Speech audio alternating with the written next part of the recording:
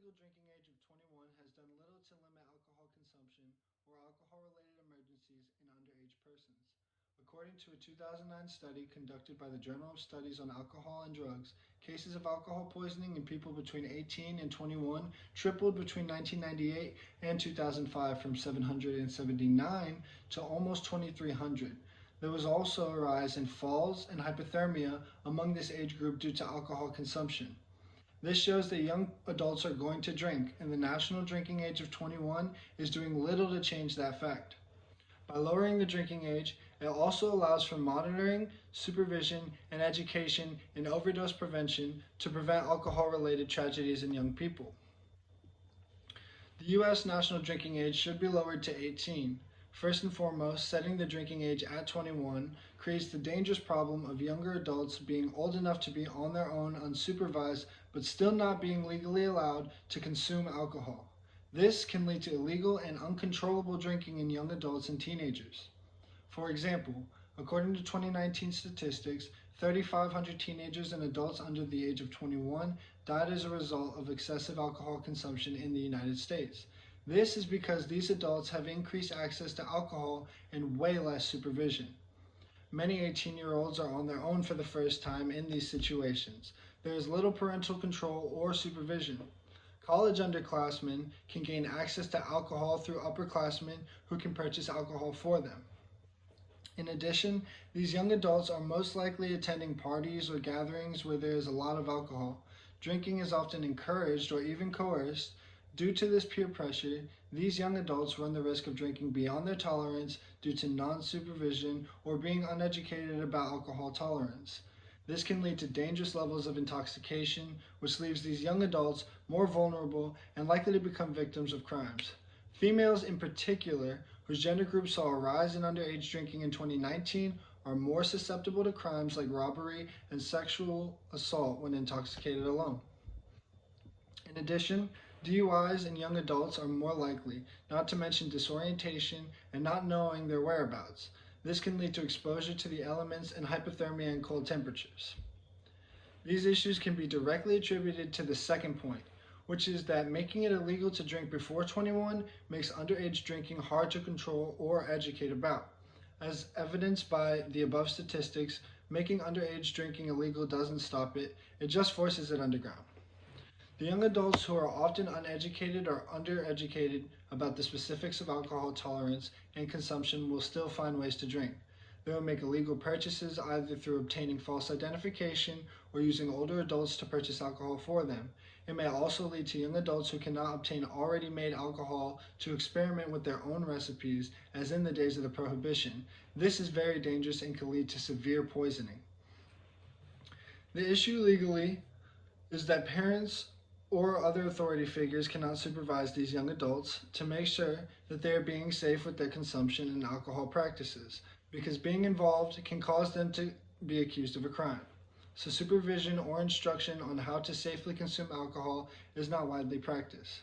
Interestingly enough, however, other countries like Canada have a lower drinking age and experience better statistics than the US.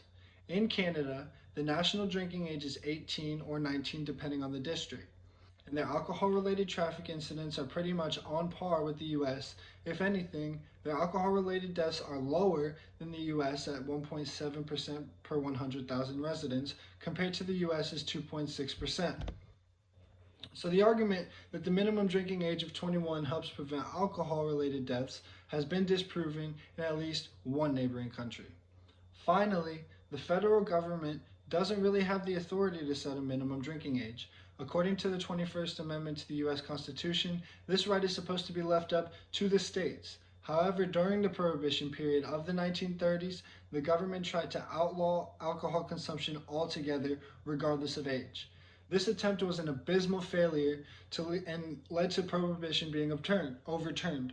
Instead of ending alcohol consumption, it created a dangerous criminal and underground movement that was dedicated to the production and sale and distribution of illegal alcohol. This attributed greatly to the rise of organized crime, particularly in inner cities. Prohibition had to be abandoned. In the early 1980s, the federal government again returned with the restrictive measures for alcohol consumption with the introduction of the minimum drinking age of 21. This was in an attempt to curb a spike in alcohol-related traffic fatalities among young people. In their defense, vehicle crashes did go down, but it is suspected this had little to do with the minimum drinking age and more to do with enhanced driver training and safety laws that were implemented around the same time. This actually makes sense because although there was a downturn in alcohol-related vehicle crashes, there was not a decrease in underage drinking. What the minimum federal drinking age does do, however, is limit states in their power. According to the federal law, states can add to a federal law, but cannot take away from it. This basically means that states can make additions to the federal law, but they cannot say our state's minimum drinking age is anything lower than 21. Right now, there are 31 states that allow for some sort of underage drinking, as long as it is with parental supervision and for certain reasons only.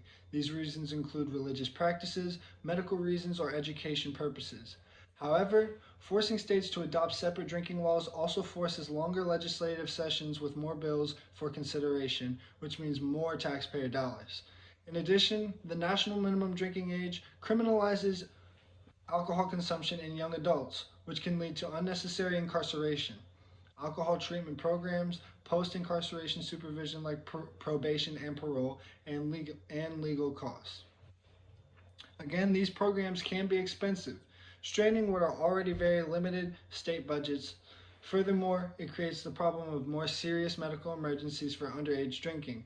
Naturally, if a minor has an alcohol-related medical emergency, they are less likely to call for help or seek medical attention for the fear of legal consequences.